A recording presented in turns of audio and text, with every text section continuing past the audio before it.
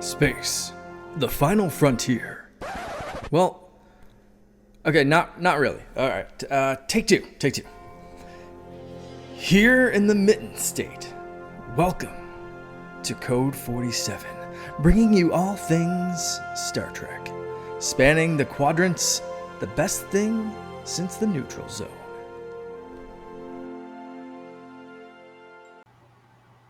We are back at long last. This is the Code 47 podcast on the Secret Friends Unite podcasting network, back after a month.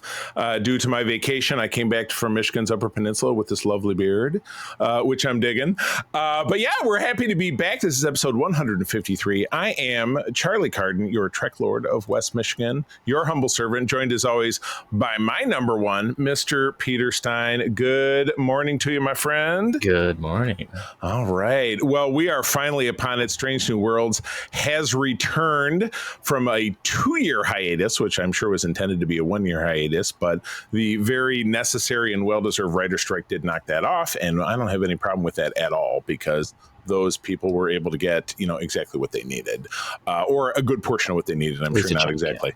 Yeah, but it's an evolution. But yeah, we are super psyched to be back. We're going to be talking about the first episode of Strange New World Season 3. Although 2 dropped, we were scheduled to do just 1. So that's what we prepared, but that's okay, because we're going to be bringing you episodes 2 and 3 next time. So we'll kind of get ourselves back on pace. But in the meantime, before we get into that, and we have some news, and we have a very special, kind of exciting announcement, we would love to pay homage to the wonderful folks over on our Secret Friends Unite Patreon squad over at patreon.com/Secret Friends Unite. These great folks, and it could be you as well, get exclusive programs, early shows, no ad, and Discord benefits for free for 7 days, as little as $2 a month. And even that first month can be half off. So there's a lot of great opportunities to get on board for some great entertainment, just like my buddy Derek Trevelyan, the figure dude, Francie, who does my wife's hair, Xbox Expansion Pass, our friend Luke Lore, and my great Uncle Tim down in South Haven, Michigan. Also, John Sedorf, Brendan Myers, Corey and HD, Matthew Keel, my birdie Kurt Krug, who helps us out with those great interviews that we get over on our Patreon Spotlight, Tanya Lee, Chipotle Bear, Famous Seamus, Jay Newport 007, Cam the Movie Man, Brian Osterman, a.k.a. Darth Prozac, and we have our new gentleman who is getting his Star Trek race and job today. That is Mr. FR8, or Freight Conductor. We just call him Freight Conductor. Now, like, again, I did this when we recorded Holocron. I'd sound like Trump, and I'm saying that we just call him Freight Conductor. But yeah, welcome. And then finally, before we circle back and hook him up with that racing job, we are always very grateful for the patronage of our Secret Friends Super Squad, the awesome Nias family out there in the Twin Cities. Sean, Stella, and Henry, thank you for all that you do for us. And again, patreon.com/Secret Friends Unite. 7 days for free. Half off your first month, and as little as $2 a month. But Mr. Freight Conductor, Star Trek Racing Job. Now, when we were talking on Holocron in our wrap-up episode with Mark, which has yet to drop, but you'll be hearing it very soon, we all got sucked into the fact that FR8 made us think about, we all picked it, he's a droid, because that's like a droid designation. But it's got to be a little different in the Star Trek, but kind of similar. I know what I'm thinking, but Peter, why don't you give it a stab? I was going to go similar but different. I was going to go for. Actually, I just had a change of mind. You're going to be a Binar. Ooh. Because you have a number in there, which I know I got hung up on last time, but this time it makes a little more sense. So we'll have you be a Binar, and generally they're computer technicians, but we're going to do something a little bit different. Right. So remember, Binar's coming too. So you got a friend with you all the time. FR8 and FR either 7 or 9. I guess 7 or 9. 7 or of 9. But you are going to be a flight instructor at Starfleet Academy. Oh wow. Okay. Is that a little difficult to for them to give instructions? They're all just like blah, blah, blah, blah, blah. Well, they can speak normally somewhat, so right. They just need to have their pair with them to make sure that any words that get lost are stated. So Right. besides, cockpits often have a jump seat, so Right. There you go. You just have to have the heads up display, which I'm sure is how we'll all be driving our cars into a wall at some point in the future. Like, this is so great. turn left. Yeah. Oh. Yeah. Oh, I'm in the lake. Oh my God. Well, I mean, I'm going to take the lazy route because I think FR8, so it's a designation, so it's a Borg. And what do Borg do? I mean, they all have different jobs, though, right? So, so there's got to be a team on a Borg cube that just drives the cube itself because they're a conductor. So this is a Borg cube conductor. What kind of cube? Probably a Borg. What are the one that kind of looks like a Mars bar, like the Borg? That's not Oh yeah, like the Scout. No, that's not the Scout. The Scout's a real little. I'm trying to remember now. Like a real sphere is often a Scout, right? But what do they call the long one? I don't remember off the top of my head. I haven't played Star Trek Online in a hot minute. So. Got you, which is where they give all that stuff. That kind of. Which is where they give all that information. Gotcha. So that's what I'm giving you, friend. You are a conductor of a Borg Mars bars shaped vehicle. Whatever that would be, and certainly add us at socials and shame us, and we'll even take it for not remembering what is the designation of that particular Borg. The Borg parallelogram in 3D. Ooh, that could be a great name for the episode. Because I was already trying to riff off of. Let's see here. Let me change that up here. The Borg, but whoops, not Cyborg. The Borg parallelogram. Nope, didn't spell it. Yep, spelled it right. Nope, didn't spell it right. In 3D. I like it. I know this makes for great radio, doesn't it, folks? Anyway, I'll fix that later. So yeah, all right. Well, thank you again, all Patreons. And if you're interested in learning a little bit more, patreon.com/Secret Friends Unite. We'd love to have you on board. It's a lot of entertainment for as little as $2 a month. My goodness. All right. I really fractured our segments for this show because I usually have segment and a half if we have some news, which we do have some news stories, but I fractured it down to a quarter because we have an extra special announcement, which I vaguely hinted about. And if you listen to other shows, you probably already know about this. But Peter and I, with Mark, taking a step back from podcasting, he's going into semi-retirement and getting off kind of the weekly rigmarole of doing the two shows on our network. Has handed over the reins of the Holocron Chronicles, which is the Star Wars show that we do on this network, to Peter and myself. I started the show back in late 2020 with Mark after some conversation about, hey, we need a Star Wars show because I was kind of covering The Mandalorian in part on this show with my partner at the time because we wanted somewhere that we could do deep dives into it, and that was not really what Secret Friends Unite, the main show, was set up for.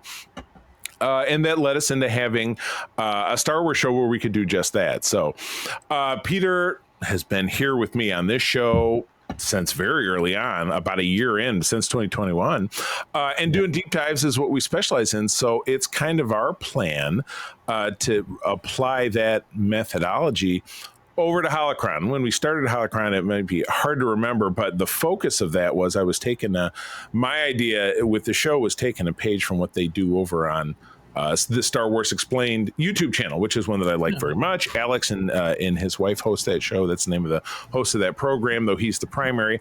And they do deep dives on a monthly basis of media that have come out. We tried that format. Didn't really work for us. And I don't know that it would necessarily work for Peter and myself, but what our focus will be is kind of similar to what you hear here. We're going to choose something that's media. There are less episodes, obviously, of Star Wars than there are of Star Trek, but there are great canon and non-canon sources of comics and books and video games. Comics may end up being more of a focus just because it's a little easier for us to read them, because if I say, hey, read this book and we'll talk about this book, we got to scramble through a book, and that's not a specialty of mine. Scrambling through a book, I'm really bad at it. I love reading books, but I don't always have time to read them quickly. Yeah, I'm certainly not going to rule that. And the game stuff, you know what, we've talked before, like Mark will be like, we'll do we'll do a Star Wars game, and I'll watch the cutscenes of it, and we'll talk about the story content of it, which I think is cool. So I'm not ruling any of that out. But one thing, and Peter, I know that you'll be with me on this. One thing that has always rankled me, and this came from years of doing Comic-Cons when I was active with the Starfleet International and having a booth at shows, is somebody who needs to swing by and tell you why Star Wars is better than Star Trek. Like somebody's going to tell me that, and I'm just going to throw my arms up and start arguing with them.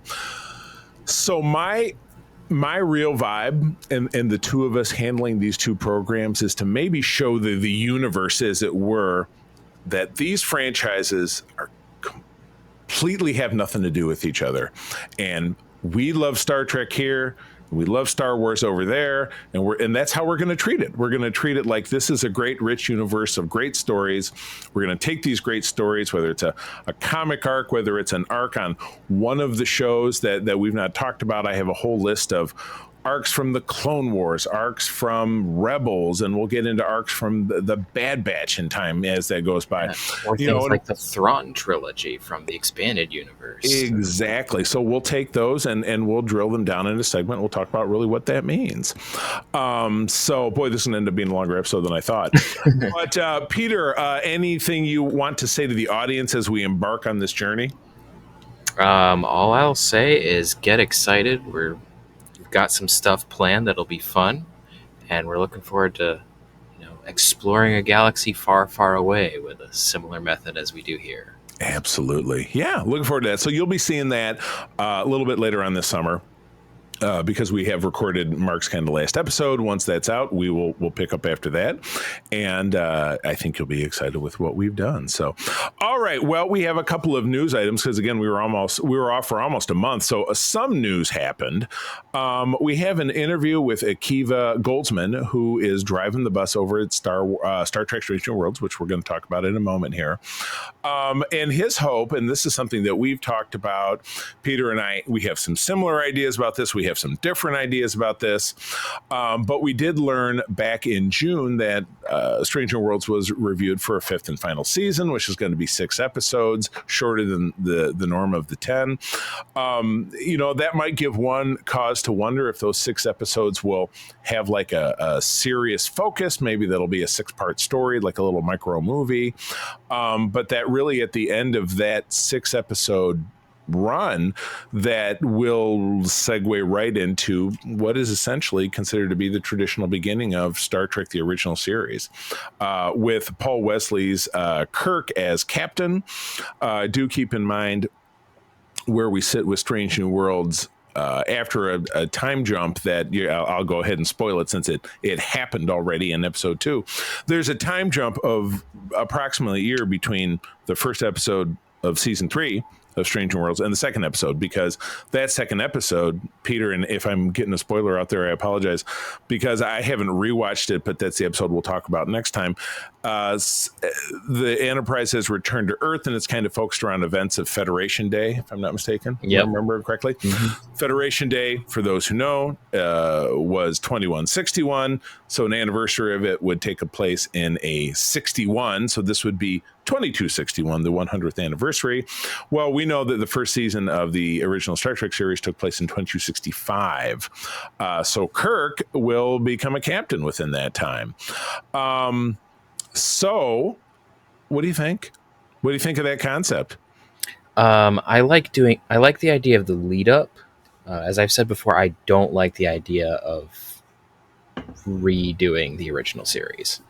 So like I think it'll be interesting to see how, especially if they're doing the full lead up, how they're going to introduce all the characters that we see on the Enterprise in Where No Man Has Gone Before, because most of the cast as we know them are there, except for McCoy and Chekhov.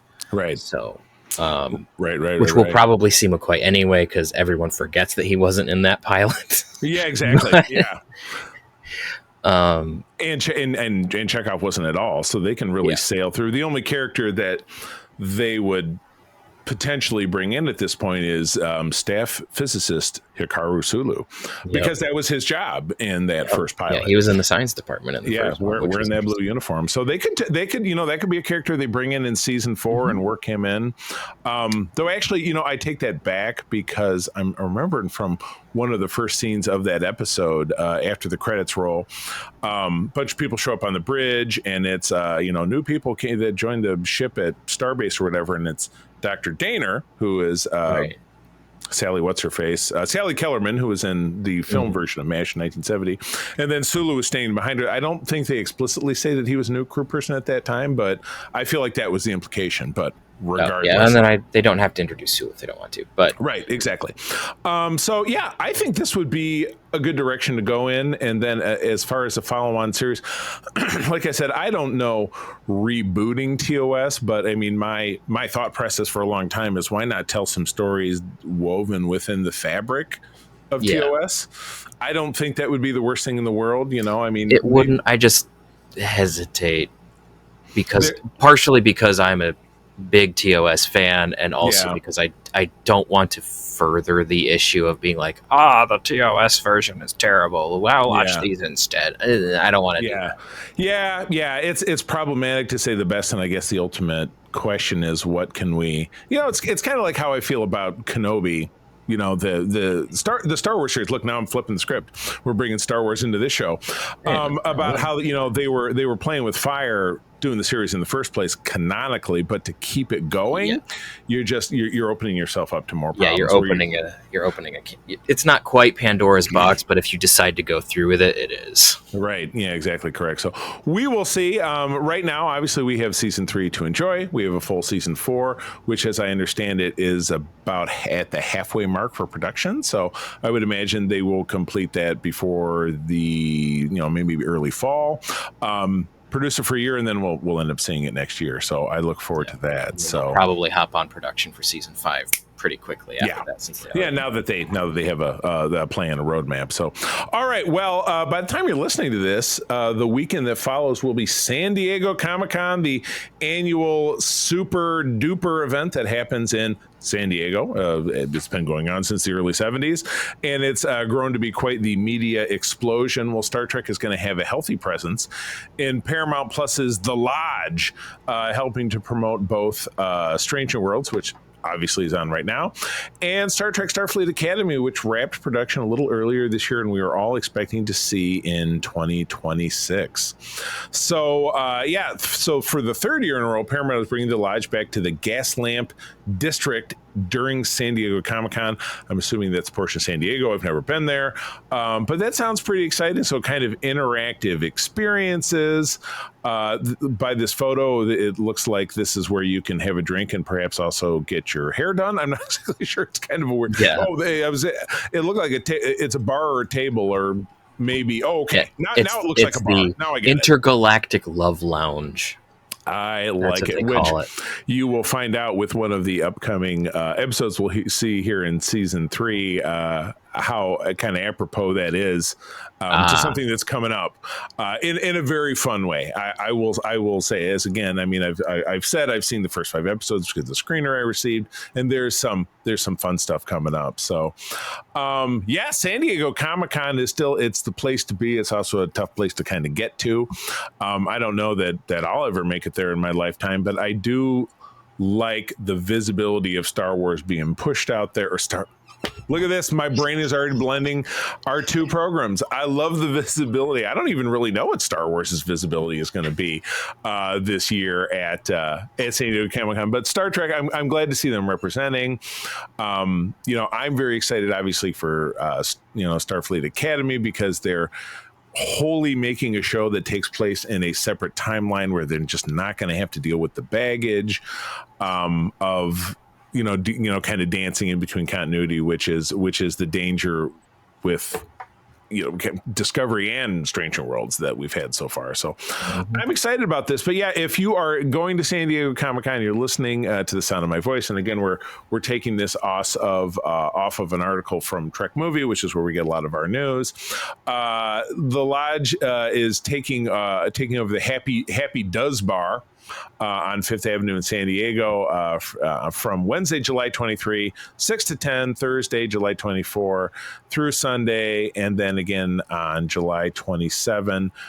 Free admission, and again, that is outside of the count, so you don't have to have a badge to go. So that's pretty fun. And yeah, if this ever ends up something that I end up doing, I will go and have a drink at an establishment like this. I think it's pretty cool. So excellent. Good stuff. All right. Well, let's main event it. We're getting into talking about Strange New Worlds, season 3, the first episode, and it is a cliffhanger. Episode 1 is called Hegemony Part 2. Hegemony Part 1 obviously being the cliffhanger that we left back in the summer of 2023. After the Gorn attack Parnassus, Beta, Pike, and the crew of the Enterprise have serious choices to make. Dun, dun, dun. Yeah, let's just get right on into it. So, Peter, I watched it for the second time this morning, and I did, I took some notes. I had seen it probably a month or so, maybe closer to 2 months ago when I first got my screener.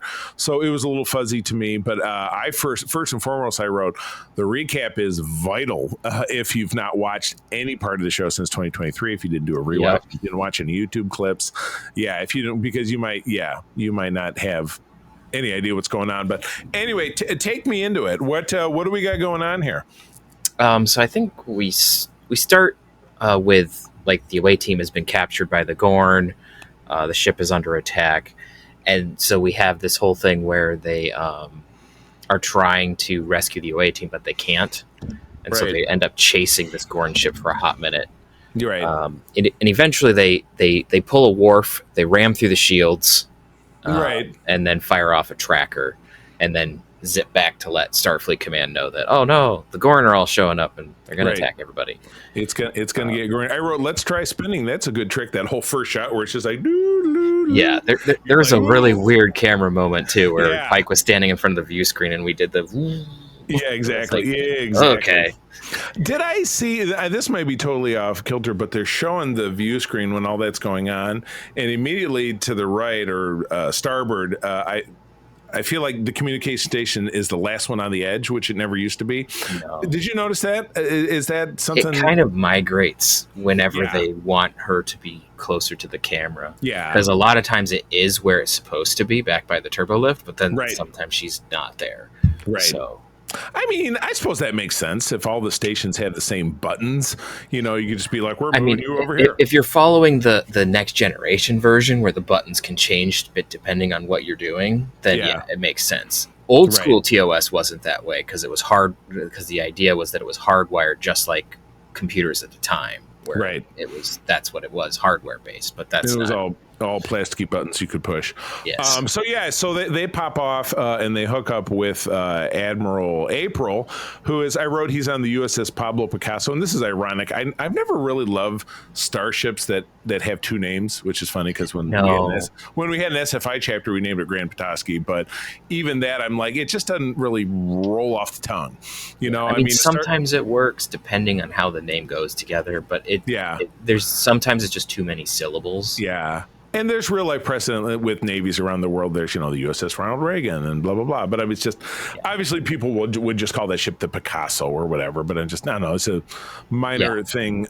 We didn't mention from part 1 that Captain's girlfriend, who's also a captain, Battelle, is also been stung by a Gorn. She's been xenomorphed. She goes full Ripley, and she's kill me before I change. And they're trying to find a medical reason to, or medical way to spare. This was one of the things in this episode that drove me up a wall. I mean, I complain about their version of the Gorn pretty loudly. But I think that the medical thing that they did in this one didn't make sense, particularly because they already broke continuity with the transporter in season 1.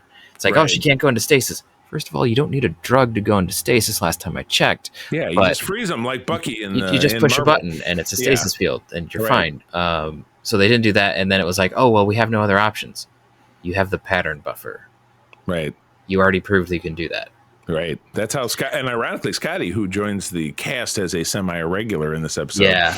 They use Scotty a little weirdly in this episode. Yeah, because he's sparring with Pelia, who is a Carol Kane, Yeah, who's an actress I there's adore. it's a very interesting moment where they're trying to have Pelia be the one who gives Scotty his miracle worker attitude, Yeah, it kind and of it feels like felt a little, Solo. it feels a little forced. Where it's Yeah, like, let yeah, Scotty be Scotty. He can be a dweeb and decide that he's a miracle worker on his own. right. He doesn't.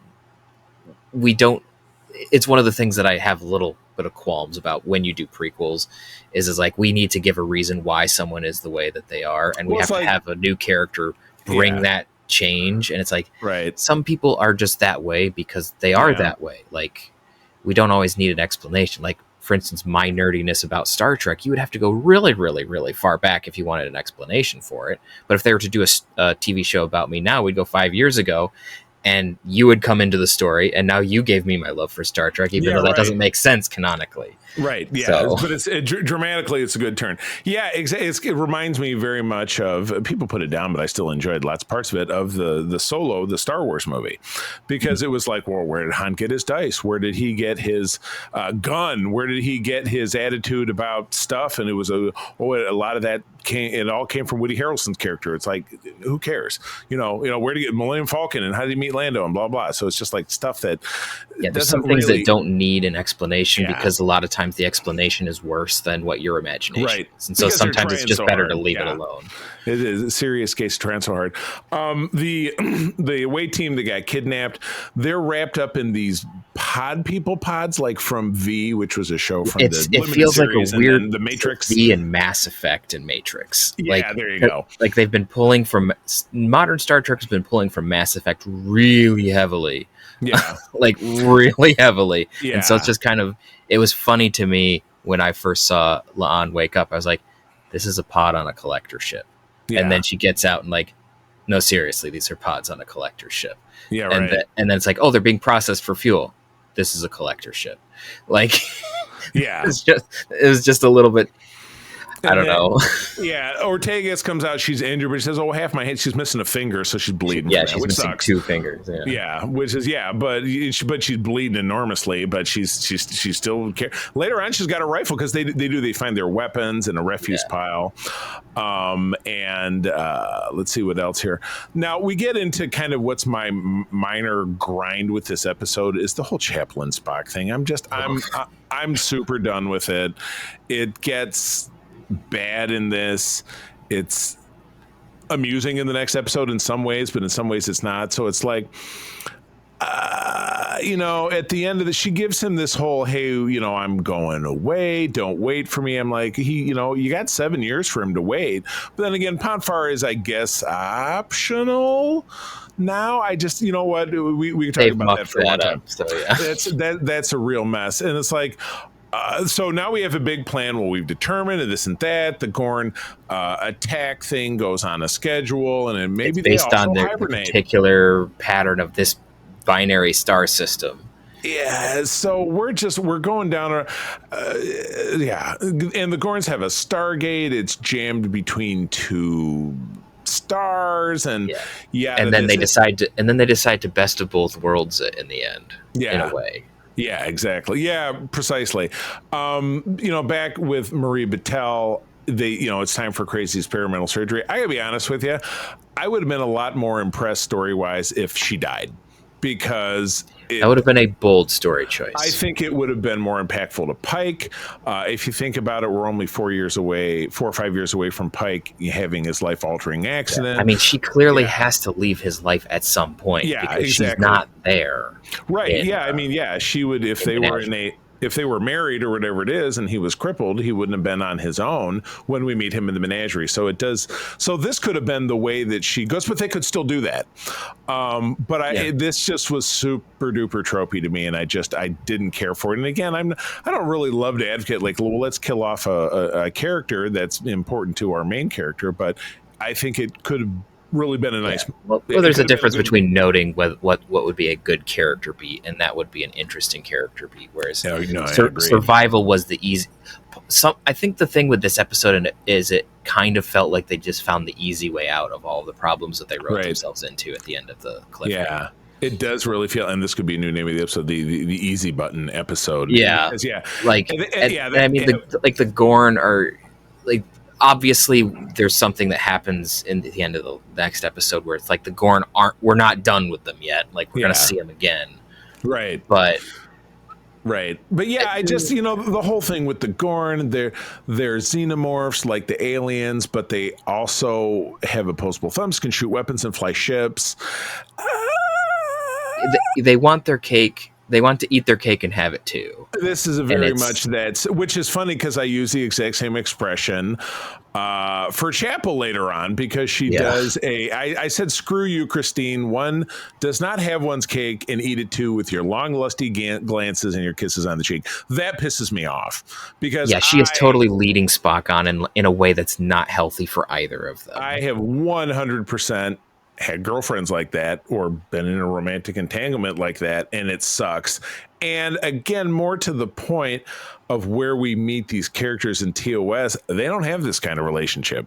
What you have is you have Chapel lusting after Spock from afar, and him really kind of teasing her. Look at Amok Time, where she's bringing him the soup, and then they have a tender moment in his quarters, blah blah blah. Yeah, but that's excited by Pon Farr. Most of the rest of the time, he kind of ignores her. Right, exactly. But she pines for him, Yeah, and I read somewhere where someone was like, "Oh, this makes her such a better character," and I'm like, "But it's not necessarily realistic, in the sense that."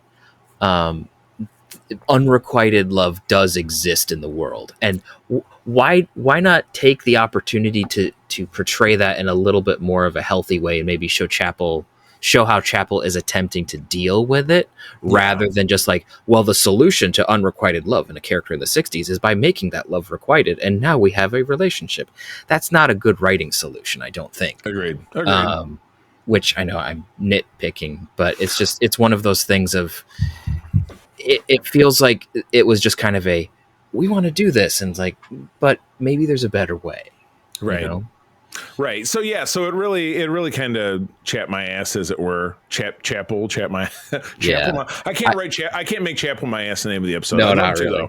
The medical stuff was kind of my biggest pet peeve of this particular episode. And again, she's a nurse, which doesn't mean that she's not a trained medical professional. Nurse practitioners can be really amazing. Oh, absolutely. I mean, I have my main, care person is my nurse practitioner type person, and she's amazing. But I didn't really think that's what she was, and she's also not Starfleet. But yeah, her qualification. But they've muddied that like so much. In the TOS, she's just a straight up nurse. They don't really give her a lot of credit. She's like Dr. McCoy, following him around with shit, and it was very 60s. She does some stuff, but not a lot. Yeah, and I do like the fact that they've given her more agency, but there's sometimes it's a little too much, because it's like, she's a nurse and yet she's figured out how to do this DNA altering serum and this and that and the other thing. It's like, you should be in a research station doing amazing stuff if this is what you're doing. Yeah, you should not be hanging around on this starship just cause. And not like, an assistant. Right, so. Exactly. She's far too smart to be an assistant. So I did like this fun. I did like Pike's prayer moment at the end where he says, "Okay, Dad," because he almost never talks about his father, but you can clearly tell there's a rift. His father being a religious guy, Pike obviously not being one. But I did love it how even at the tough of times, some of us who resist that kind of thing will speak to God, and I liked that very much. I thought it was a nice little it was a humanizing moment that is often avoided, and I thought that it was a good thing to include. But that being said, and with the episode wrapping up, I was definitely not impressed by this episode. I'm glad to say that there's so much better ahead. Like the other 4 episodes that I've seen, I enjoyed them all, but this was, God, I'm even going to move my rating down, but this was there is one thing that I need to say that was neat visually, is we had a redesign of the environmental suit from TOS that was actually well done. Because it still had the goofy pattern on it. It was just a little bit more subdued, and it wasn't a mesh screen. It was actually glass. Right. So that's good. There was a really cool I will give them this. It was a cool redesign of the environmental suit. Right. Yeah, it's some stuff right some of the times. But anyway, so ratings wise, this was like a 5 out of 10 for me, and I feel really conflicted because I'm psyched to have the show back. But this episode for me was one convenient plot development after another, jammed with a lot of hackneyed, well-worn tropes and twists and turns that, like you said, didn't make any sense and didn't go anywhere. The getting rid of the Gorn for the hibernation bit is just kind of the worst example of the first part of what I said. It was someone watched Best of Both Worlds, liked the sleep data moment, and just went with it, and it didn't work very well. Yeah, I mean, cliffhangers are tough. And having a cliffhanger that's 2 years apart from the first portion and the second portion. I mean, and again, they probably filmed this a year ago, so, respect on that. But I would imagine it can be tougher because, when Larry has been with us the couple of times, and I don't know how much of Best of Both Worlds we touched upon, that was a very difficult one because the writers very famously took a break. They came back in the early summer of 1990, and they said, how are we going to wrap this up? Pillar didn't even know how it was supposed to end because he wasn't sure he was going to be there. Mm-hmm. So, and they didn't know if Stewart was going to be there because he had a contract negotiation that summer. And they didn't know if it was gonna work out, and they were just gonna have to kill him off, and then Frakes was gonna take the show over. But that's not. I didn't get the vibe here. We didn't go, and catch 22. To try to play devil's advocate. It's tough. Tropes are everywhere. A lot of people use them. It's tough to get away from them. Sure, I get it, but I just don't feel like they did enough to make this deliver on what I thought was a relatively strong first half. I'd have to go back and see how I rated that one, but this was, to me, was not a worthy successor. What about you? Where does your ratings land out of 10? Probably about the same. Yeah. Maybe I don't want to be mean, so probably a 5. Just because similar reasons, and there was a lot of plot contrivances. The tropes don't bother me as much as plot contrivance and Deus Ex Machina, and there was just too much of that. Where it's like, hey, we're gonna channel the power of the sun in the palm of the Enterprise's shields, and it was like, why not? Okay, transphasic shields don't exist until the 24th century, and that was really rough when they did that the first time. Right. So there were just too many Deus Ex Machina moments and people surviving things that's like, Ortegas takes the size of 2 shovels right up her gut, and she stays alive for 30 minutes when she's hemorrhaging all over the place. It's like, which she spent all the time flying the ship, and she's like, blah, blah, blah. How much blood does this poor woman have? Yeah, it's God. Like you should be unconscious or dead. Yeah, I mean, again, to their credit, at the end they were like, "Oh, she's in critical, but she's stable." Okay, well, at least we acknowledge that she's almost died. Yeah, right. They put her in stasis, but apparently stasis is not all is correct up to be. Yeah, apparently. Yeah, yikes. All right. Well, like I said, I promise, let me promise that the show is more fun from here. Peter, you've obviously already seen episode 2, I assume. Mm-hmm. Yep. And so we're in our next episode, hopefully being rejoined by a guest. We will talk about episodes 2 and 3. And I think we'll have more fun doing it. But yes, that's the wrap on episode 1. And now we begin the beginning of the end. This is so very bittersweet. And I even messaged you earlier this week, and I said this show had no right to be as good as it is. But we're starting the final season of Deep Space Nine, airing from the 98 to 99 season. This was my last year in college, but I was still tuning in and watching every week. And my mom was at home taping them for me so I could watch them afterwards and stuff, which is so funny. I used to have this army of VHS tapes of these episodes, and now they're just on your TV. You just look at a hard drive and click or go to streaming. Exactly. So, but this is incredible. We're going to be covering the first 6 episodes. And my God, Peter, so I know I probably ask you every time, when was the first time that you saw these for the first time? The first time I watched DS9 season 7 was the spring or summer of 2010. Okay. So I was watching it almost a little over a decade later. Yeah. Just because we didn't watch Deep Space Nine when it was on. Mm-hmm. I don't remember some of it was my dad wasn't there was just a lot going on, and so we just didn't. And then we didn't have television for a while.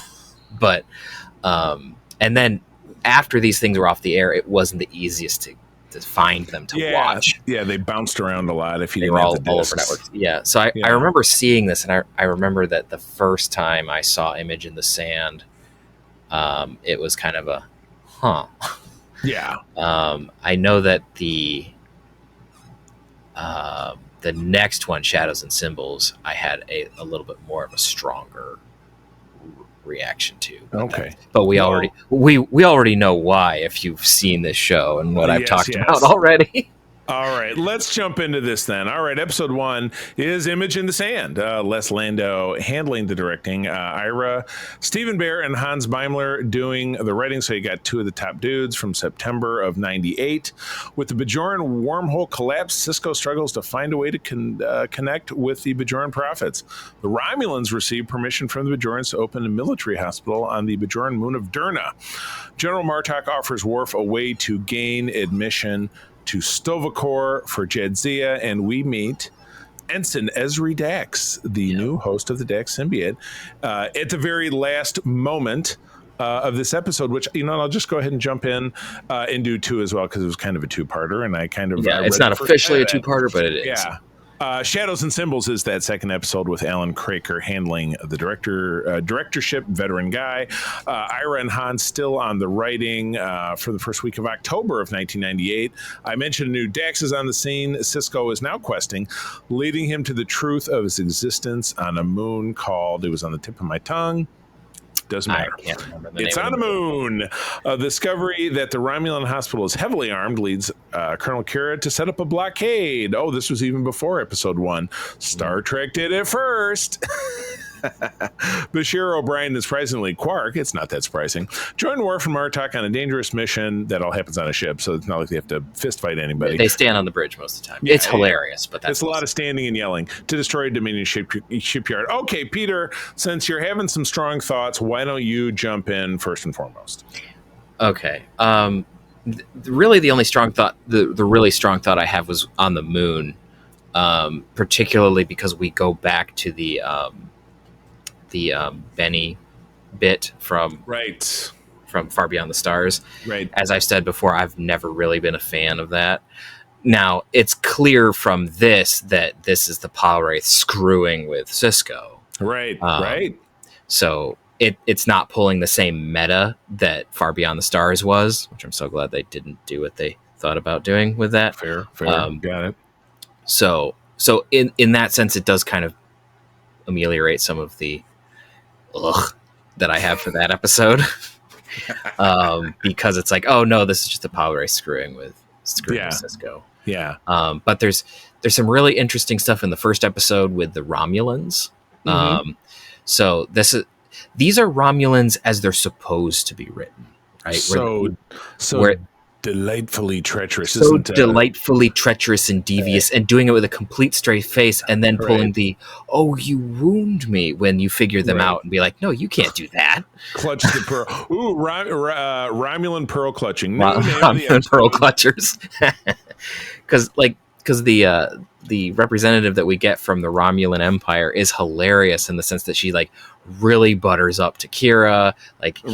Here she is standing like, I'm going to try a Jumja stick. Oh, I've never seen a Romulan try a Jumja stick. There's all of this just back and forth. You're like, maybe I could Romulan Ozil twist. They're very tart. They're like, oh, we're going to be pals. There's a little bit of banter. And okay, maybe this could be a Romulan character that's going to stick around and be decent, because we had the one Romulan that helped on the Defiant for a little bit before she, unceremoniously got killed by a panel. It was Seska, Martha Hackett. Yeah, the same actress. Yeah. And so there's just there's this moment where you're like, okay, maybe the Romulans are going to be cool, and then you get to the next episode, and it's like, and no. And scene. I love Kira sparring with Admiral Ross. That's also really good, because she's non-Starfleet. She can just basically tell him to fuck off, and she's like, "Well, I'm not really asking," and she's like, "Well, I know you're not really asking, but fuck you."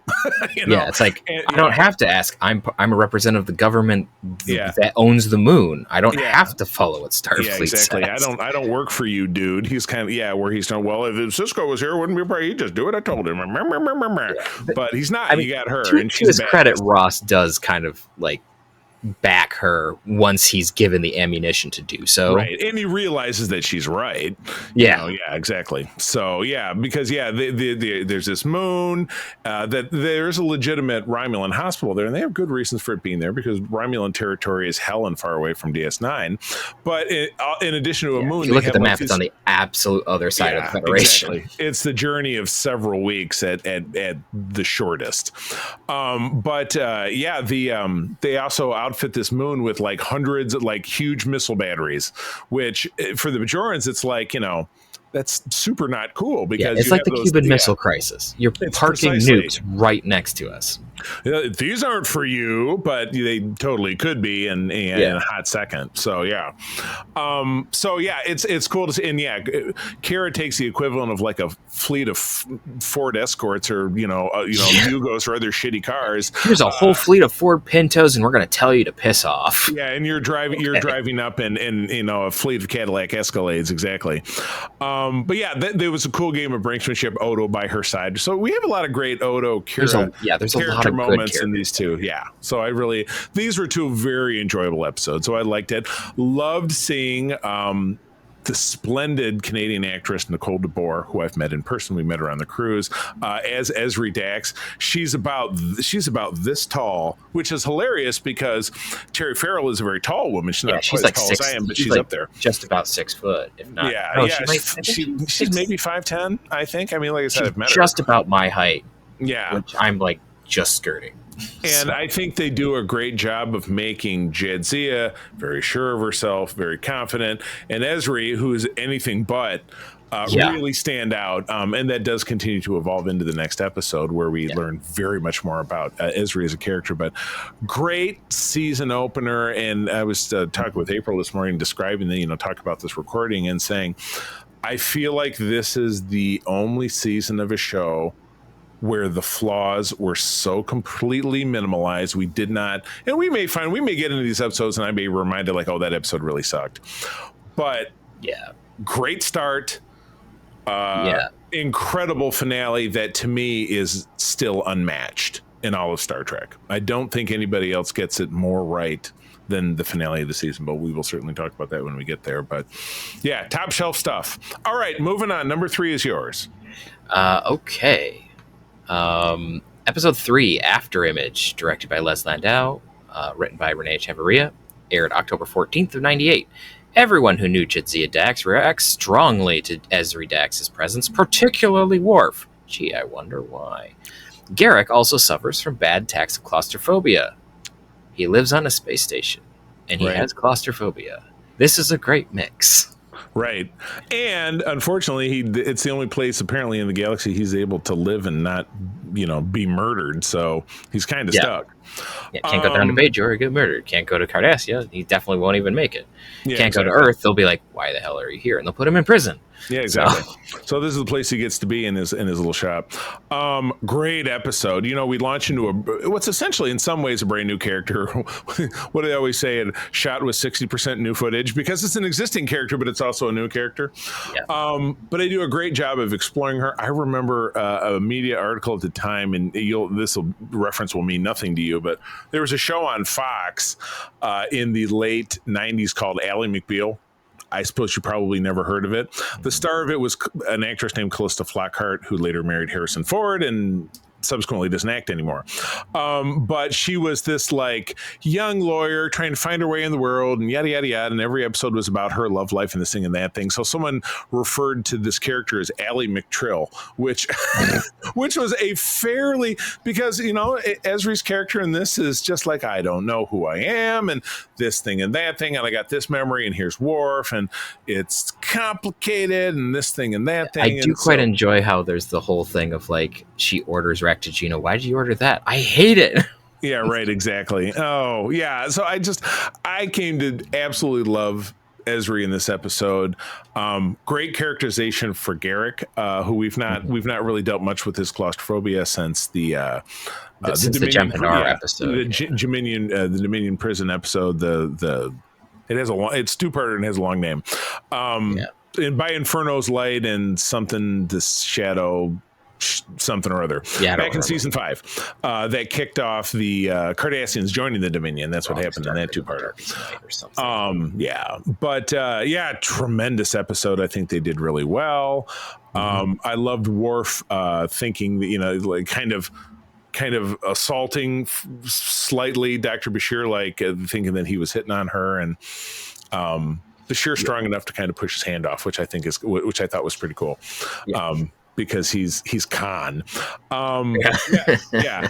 Great episode. Absolutely loved it. Yep. Yeah, I think it's fun. I always enjoy episodes with Andrew Robinson coming back as Garrick. Garrick is one of my favorite characters, so any excuse for Garrick to do Garrick things is great.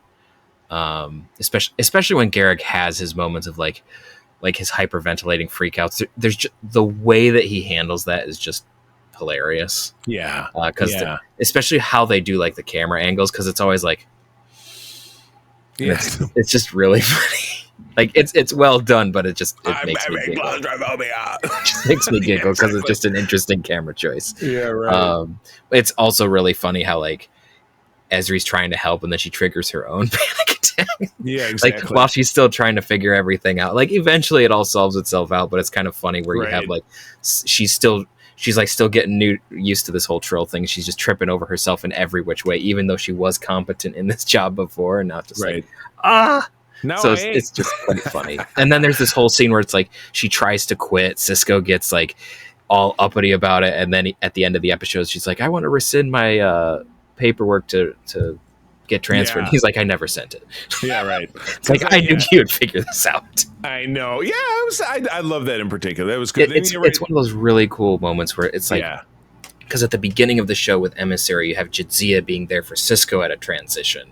From being first officer and having lost everything to now being in command of Deep Space Nine.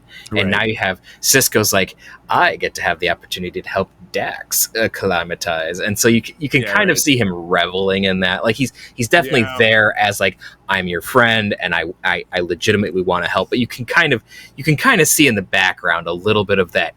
I get to hold this over Dax's head for a little bit. So it's just kind of fun. There's a little bit of childish glee in Cisco. Yeah. I didn't really think about it that way, but yeah, nailed it. Oh.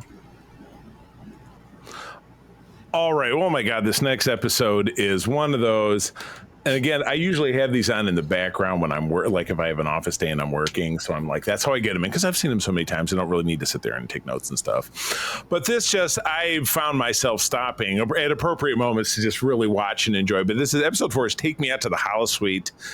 Chip Chalmers doing the directing, written by Ron Moore. Just he gets these characters. I cannot wait for an opportunity to talk to Ron one-on-one, which I think will be coming up on our spotlight at some point in the future over on our Patreon. From October of 98, Cisco must train his staff to play baseball. When Vulcan Captain Solak, an old rival of his, arrives and challenges Cisco to a game while his ship is being repaired. Oh my God. There is nothing about this episode that doesn't fire on all 8 cylinders. Shenanigans. All the shenanigans. It's so great. I do love, and I read at the time, and I'd have to pull the book off of my shelf or look it up on the internet, and we don't need to waste time doing that they filmed this, they filmed the bulk of the episode, which is the game, so on a real baseball field, at a local college, either a large university or a small college, and at a couple of different points they have a crowd, which they're like, well, we're going to turn the crowd off because it's distracting or whatever.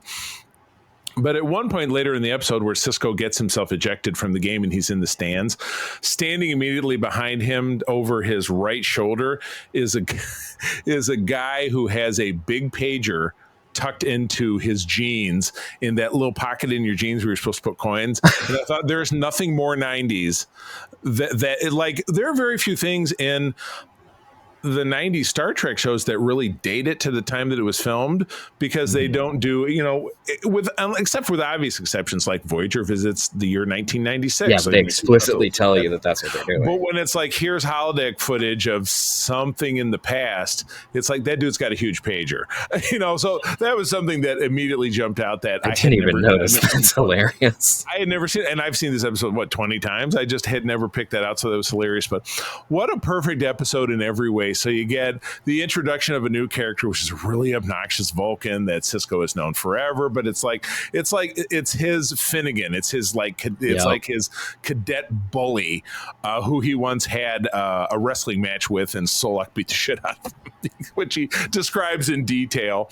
And it just goes on to be the fact that Solak is, people say, "Oh, Vulcans don't have emotions." Like, the Vulcans have emotions. Vulcans very much have emotions. They suppress them when they feel like it, and otherwise they can be real dicks. Because just watch Star Trek Enterprise and you'll know, because it happens in that show. I think this episode is where they pulled a lot of that attitude from. Solak is such a prick. Then at the end, it's really funny when they razz him, and he's just like, "Oh, I'm done." Yeah, meh. He just walks. Yeah, exactly. He just walks. He like pouts his way out of the bar, which is really funny. And I do love Cisco tries to teach his crew to play baseball. They're fucking terrible. They're just to the opposition. Worf. They're not really picking up. Worf is probably the only one, because Worf he's a Klingon and he's an athlete, and he's aggressive. So it's like Jake obviously knows how to play. He's been playing with his dad his whole life, but like Rom can't pick it up to save his life.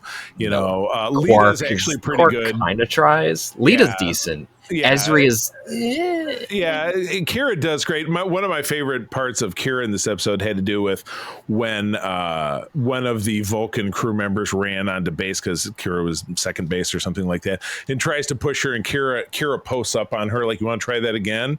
Like, I think even though Vulcans are typically 3 times stronger than at least a human, I'd like to think Kira could make up the difference, still clock the shit out of a Vulcan. That's what I think. I mean, if it was a long drawn out fight, the Vulcan might win, but if Kira had surprise, she'd take him out.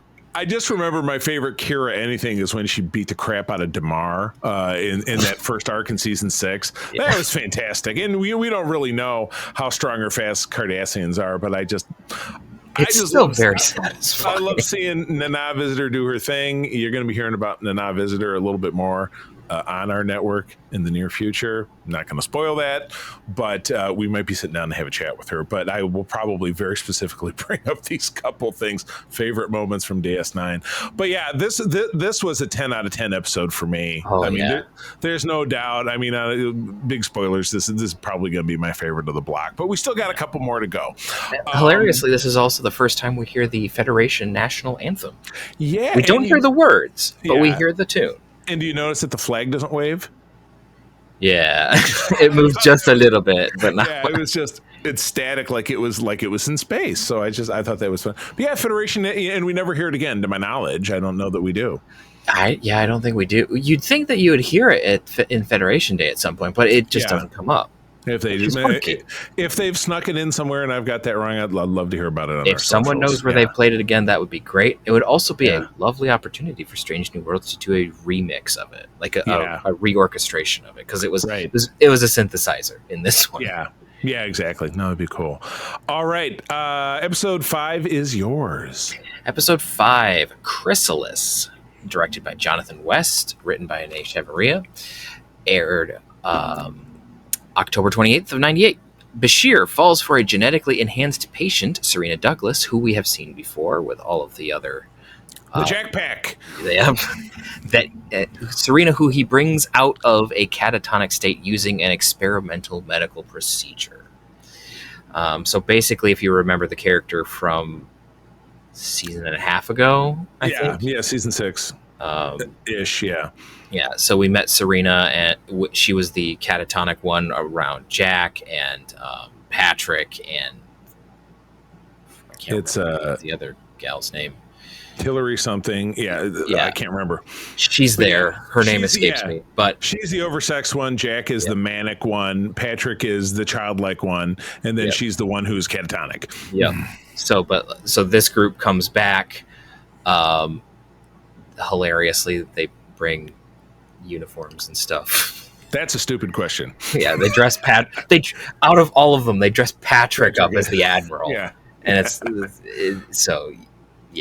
the beginning of it's really funny, where Nog is like, "Oh, the Admiral's here to see you, Dr. Bashir." It's like, what? Yeah. Why would the Admiral be here to see Bashir instead of the captain? And in the middle of the night. And Nog is the dutiful little ensign, like, it's a really funny. But anyway, they bring Serena over, and Bashir finds a way to get her out of her catatonic state by stimulating some of the, I forget exactly, Doing some neural sciencey shit. pathways of some Right. sort.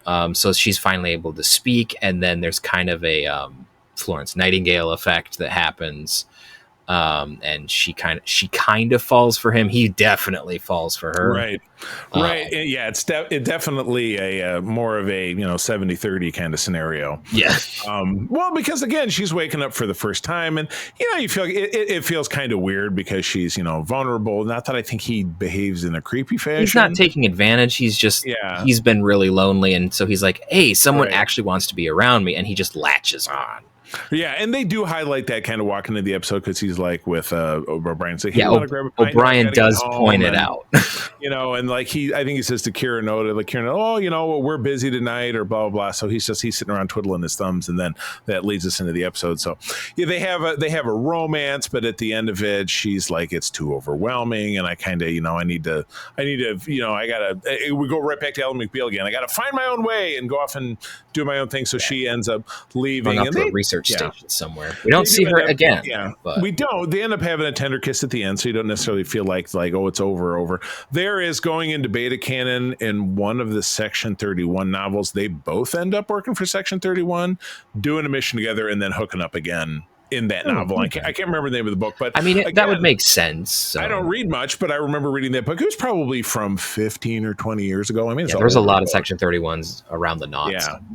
Yeah. So, but yeah, no, I enjoyed the episode, and it was a nice Bashir piece, and it was nice to see the Jack Pack again. I'm glad they didn't beat him to death, and bro, it's not like Q, they got to bring him back every season, but this was the last time we see them. But again, things survive into beta canon, so they're still out there to potentially have stories to be told. So I mean, it was a little sad for Bashir because it wasn't quite the same as like a Geordi moment where like everything just falls apart all the time. Right.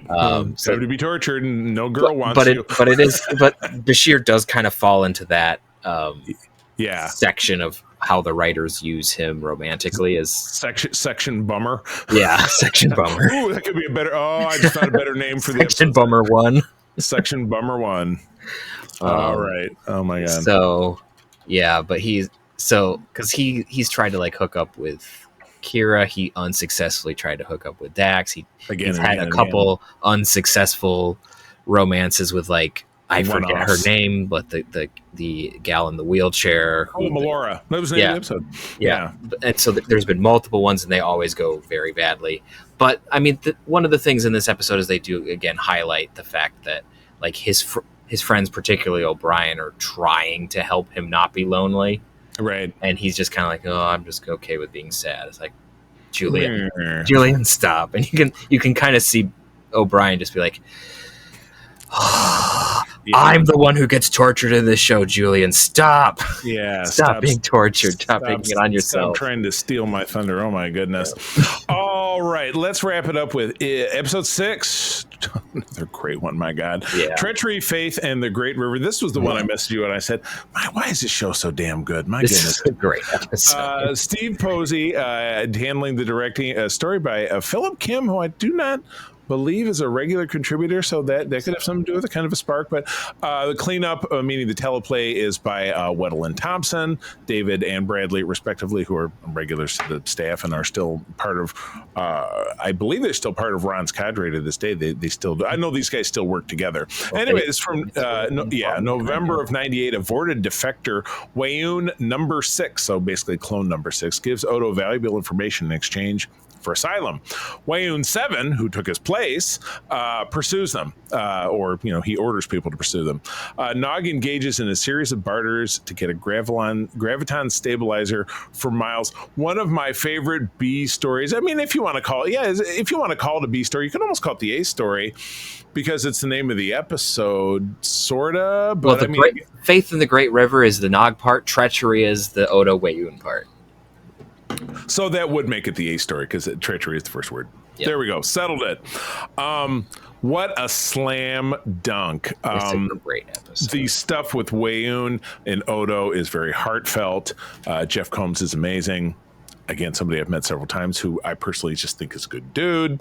But his contributions to Star Trek, I feel like in some ways can never be matched. But this is one of his really great performances. And great performances from Damar. This also, we get the first hint of a bigger storyline with the changelings. It happens in this episode with the female changeling looking like she's ill. What could that it's be hot about? in here. No, exactly. Yes, well, Wayon 6, one of the giveaways that he mentions is that the founders are dying. There's a sickness in the Great Link. Well, we're going to learn more about that. And as then the he season dies goes before on. he can give any more information. Exactly. Yeah, because he's being hunted because when a clone unit turns out to be defective, they're expected to basically you push under your chin and something behind your ear, and it's a termination in play, and you die. Yep. And yeah, when they find in, so Wayoon 7 and Damar, of course, are having Jem'Hadar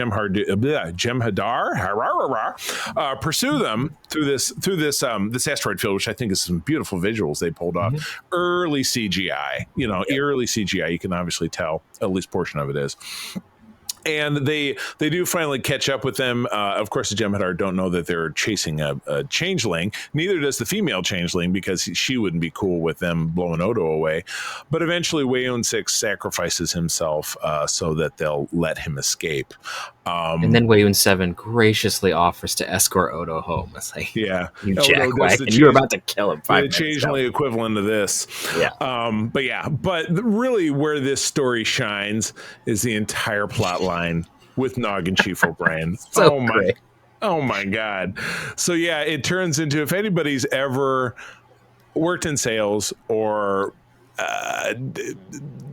had anything to do with business, you understand sales and bartering, and this is the Star Trek equivalent of the famous urban legend of the guy who traded a paperclip for a house. You know what I mean? Because turns out the Defiant is broken. Their graviton stabilizer is off, and they've got to get a new one. Chief's like, well, I can't get one for 3 weeks. And Cisco says, I need one in 2 days. I'm going to Beijing for a conference, and it better be here when I get back. And he's like, what am I gonna do? And Nog's like, I got a great idea.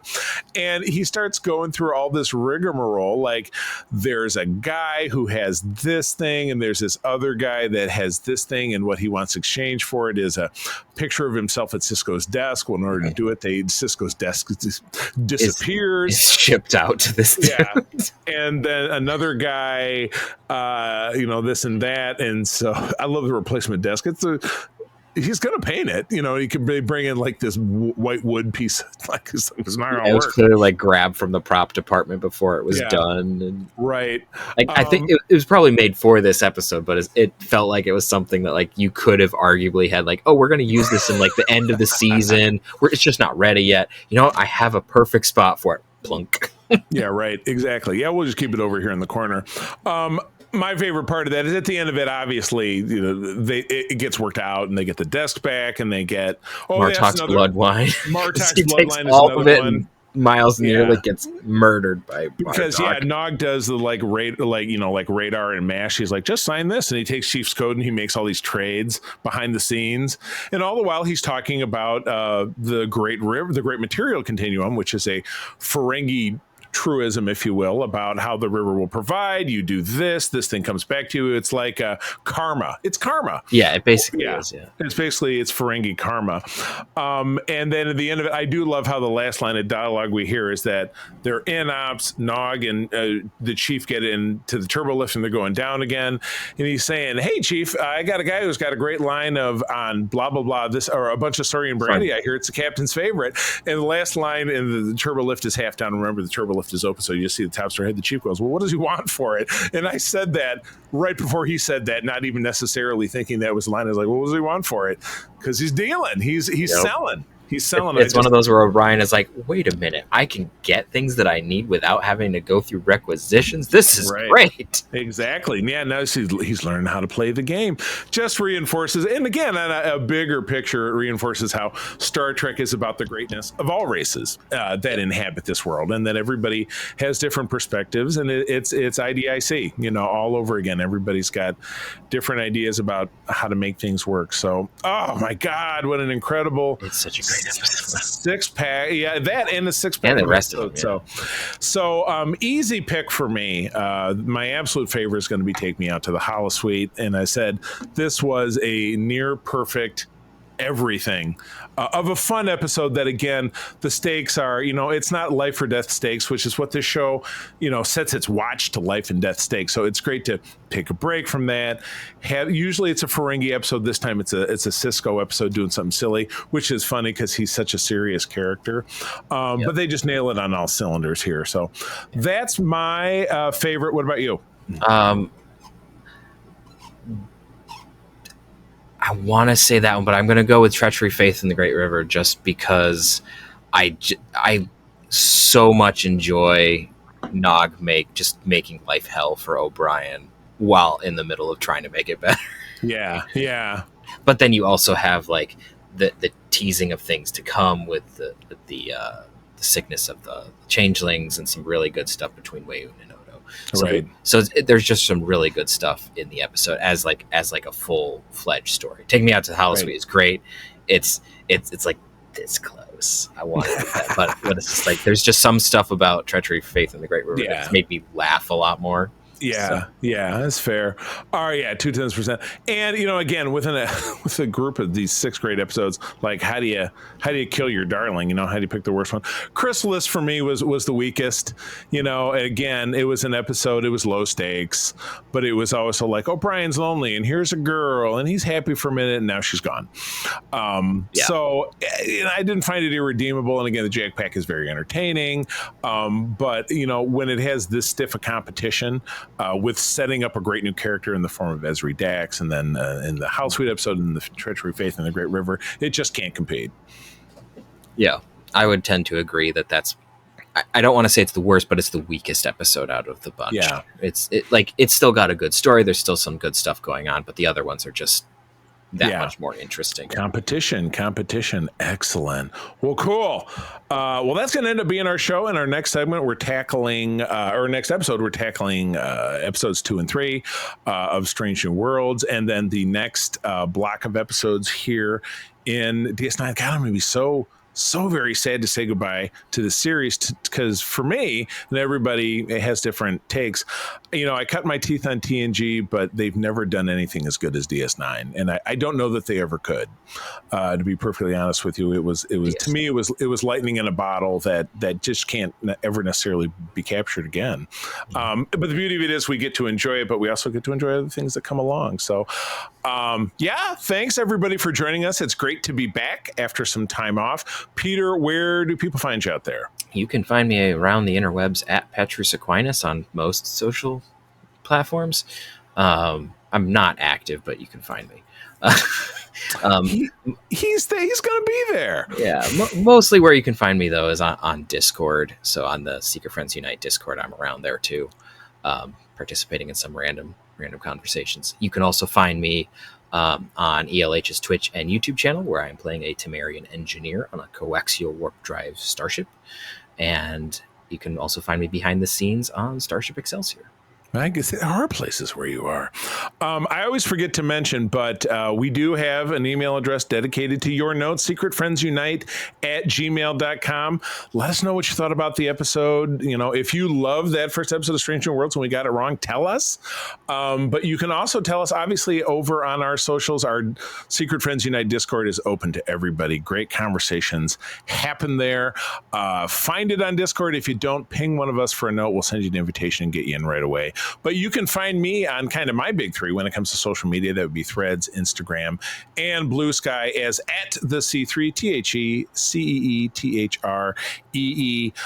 doing my thing and enjoying talking about geek stuff, etc. Well, with that, we will bid you adieu. Thanks for tuning back in. We're also very excited to start talking to you about Star Wars over on Holocron Chronicles. You're going to hear that within the next several weeks of us taking that show over. It should be pretty seamless.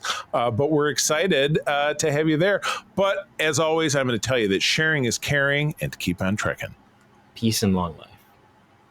This podcast is part of the Secret Friends Unite podcasting network, available on Apple Podcasts, Spotify, and podcast services around the galaxy, as well as video on our YouTube channel. You can support Secret Friends Unite by becoming a Patreon member. Get bonus programs and more over at patreon.com/secretfriendsunite.